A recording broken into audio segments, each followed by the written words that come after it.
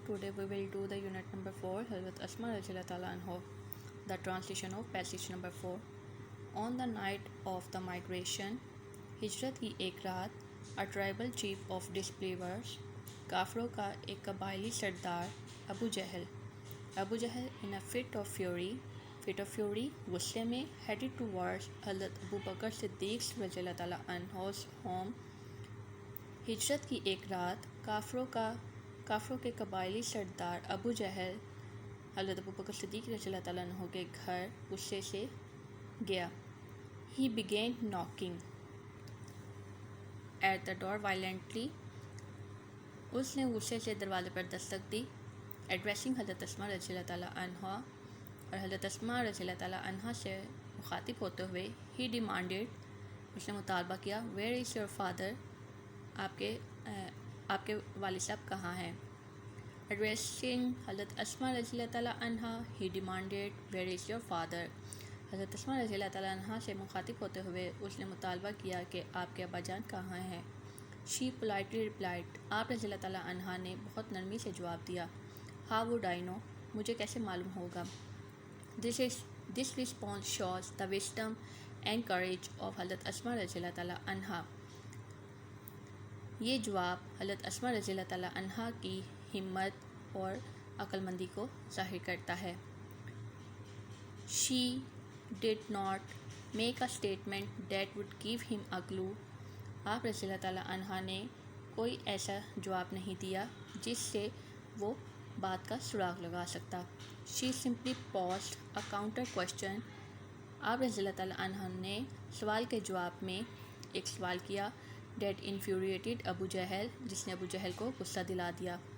He slapped हज़रत अस्मा रज़ियल्लाहु ताला अन्हा's face so hard. उसने हज़रत अस्मा रज़ियल्लाहु ताला अन्हा के चेहरे मुबारक पर इतनी ज़ोर से थप्पड़ मारा.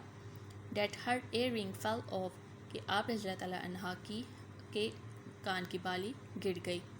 But she remained steadfast and did not reveal the secret. लेकिन आप रज़ियल्लाहु ताला अन्हा साबित कदम नहीं और आपने राजफाश ना किया. Okay, here we have a window question. Why was Abu Jahl furious? The answer is, Abu Jahl was furious because when he asked Hazrat Asma Radhiyallahu Ta'ala Anha, where is your father? Then she replied, how would I know? This counter question infuriated Abu Jahl. Okay, number 5. Her grandfather Hazrat Abu Quhafa was a disbeliever at that time. उस वक्त हज़रत अबू कुहाफ़ा एक काफिर थे. He was very old and had become blind. वो बहुत बूढ़े और अंधे हो चुके थे. He said to her अस्मा, उन्होंने हज़रत अस्मा रज़ियल्लाहु ताला अन्हा से फरमाया, I think Abu Bakr has taken all the wealth, leaving you and children empty-handed and helpless. He said to her अस्मा, उन्होंने हज़रत अस्मा रज़ियल्लाहु ताला अन्हा से फरमाया, I think Abu Bakr has taken all the wealth, कि अबू बकर सारी दौलत लेकर जा चुका है. Leaving you and children empty-handed and helpless, तुम्हें और बच्चों को बेयारो मददगार और खाली हाथ छोड़ गया है. At this, इस पर, she instantly ran to a corner of the home. आप रज़ियल्लाहु ताला अन्हा घर के एक कोने की तरफ भागी. She gathered some pebbles. आप रज़ियल्लाहु ताला अन्हा ने कुछ कंकरियाँ इकट्ठी की.